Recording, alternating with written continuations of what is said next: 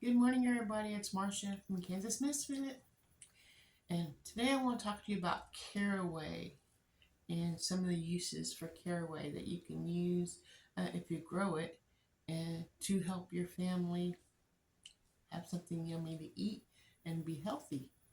And let's see what all information I got on caraway from my library book, Healing Herbs, Edible Herbs.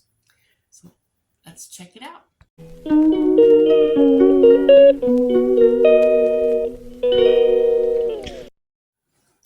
Okay, caraway. I have uh, 2 pages of information here that I wrote that I got from the book, and it grows 2 to 4 feet tall. If you let it grow that far, it's got small white and pink flowers on it, and it's a few weeks after the flowers fade, and after the flowers fade, the small tasty seeds ripen and can be collected. So if you collect seeds for the next year, so you don't have to buy them again, you can let the after the flower fades. I guess you'll know when it fades. When it fades, then you take those ripened seeds and collect them. And you can use these seeds. It's associated with breads. Make it in breads, on top of bread, or in the bread, like rye bread, I believe. I don't know, but it's caraway. Uh, you can flavor your cabbage, like when you're making corned beef hash. You can put it in your cheese and in sausage dishes. I hear sirens. Don't know if you can hear them in the background or not. I turned the fan off because I didn't think it needed to be on while I'm doing my video, because you won't be able to hear me. I know you can hear the rooster, but there's sirens out there. Caraway's uh, ferny foliage attracts beautiful insects, and these insects are good bugs. They have lacewings, hoverflies, and parasite mini wasps. They don't sound good to me, but they're supposed to be good bugs. These good bugs will eat the bugs that damage your garden. So that's nice. Even though those kind of bugs, I'd be afraid. I'm afraid of any bug, really, to be honest with you.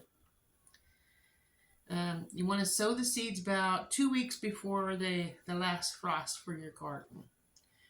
So if you can figure out between the last frost and the first frost and what what zone you're in, then that's when you want to plant. So figure out what zone you're in, and then you can figure out your frost dates and to know when to have your plants in the ground or when to have them out of the ground, depending on the season. So gentle press the seeds into the soil surface and cover lightly with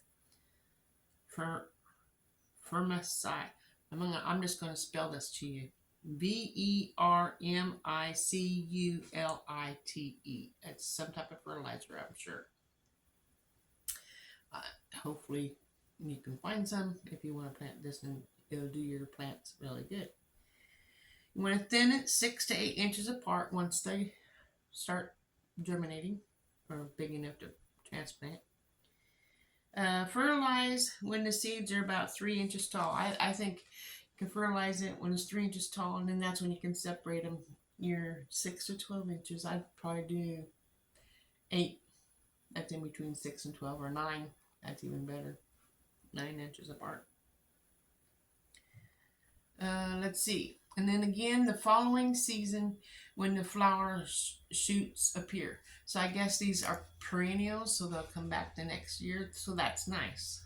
If you want to have them grow, I want to find herbs that come back each year, because when you have an herb that don't come back each year, then you have to replant it. But if you have one that's comes back every year, it saves you money and you can continue growing them. So, see, once established, they are drought tolerant and usually don't need much water. Now that's nice. It's because we have lots of summers where they don't get much rain and I have to actually go out there and water my garden. And sometimes I water it and then it rains. So it's like, that's nice. So I make a water routine and just water. Even if it rains, they get watered. Let's see. You want to cut the flower heads and seeds when the seeds begin to form from yellowish color to brown. So when the flower head on the plant, which I don't know what it looks like, I've never grown it before, but when it's yellow and starting to turn brown is when you want to cut the head off so you can save the seeds. That's what you cook with and replant or whatever. The soil for what to plant in is supposed to be well drained and fertile. You want full sun, so try to make an area where they get lots of sun. And then it's biannual. It's not perennial. It's biannual, so every other year. So you do have to buy it once in a while, but it's okay to have. I have something tickle me. My hair falls out all the time, and then it just bugs me sometimes. So yeah. And then it's grows best in zones 3 through 8. So if you're in one of those zones, more power to you, because I'm in zone 6, so I'm going to try to grow this next year. If my husband lets me get that seed to plant. Okay. The easiest way to deal with the seeds is to sow them directly in the soil. Plant twice as many as you need, because not all of them are going to grow. So let's say you need 12 plants. You want to plant at least probably 15, then you might get 12. Now, if all 15 grow, that's even better. But yeah, always plant more. Anything, tomatoes, whatever you're wanting, plant more than what you want, so that way the ones that don't grow possibly will still be able to grow. Prepare the soil carefully before the direct sow. You need a fine, light soil that lets seedlings emerge easily. So you don't want to make it packed. You want it loose. So loosen it up right before you put the seeds in. And then plant your seeds with the soil temperature plant your seeds with soil temperature when the soil temperature is right for them. Cool seeds and herbs such as parsley and cilantro favors cool soil. And basil needs warm soil. I guess I lied to you. Well, it's 3 pages of notes, but that's okay. Warm soil. And then chewing a few seeds is said to relieve indigestion. So if you have indigestion, you can take a few of those caraway seeds and chew on them, and it helps with indigestion. That's a nice thing to know. Sprinkle leaves cut up on salads, and they add a distinctive zing to your salad. The white carrot looking root is edible and very nutritious. So every part of the plant is good. The root, the leaves, the flower, especially the flower, and the seeds. Well, the flower turns into seeds. Hang the stems upside down in a paper bag to catch the seeds as they fall. Place the seeds in a sieve and pour boiling water over them. Dry the seeds in the sunny place for a few days and store in a sealed jar. So I guess you have to soak them. It didn't say soak, it just said pour boiling water over them. Just pour boiling water over them and then put them in put them in the sieve and then put the boiling water over them and let them drain. And then put them in a bag when it's dry, in a jar when it's dry. Sounds easy enough to me. And if I forget what I'm doing, I can always come back to my notes right here.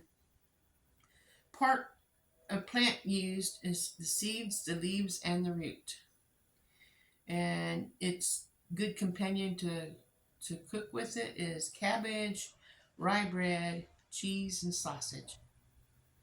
And some used tips. It says lightly toast the seeds to enhance the flavor.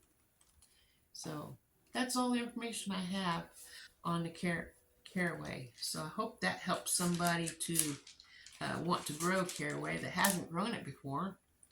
And if you have grown it before, leave what messages you know about it in the comment section so I can learn something new that somebody else already learned. That's what we're for, to help each other.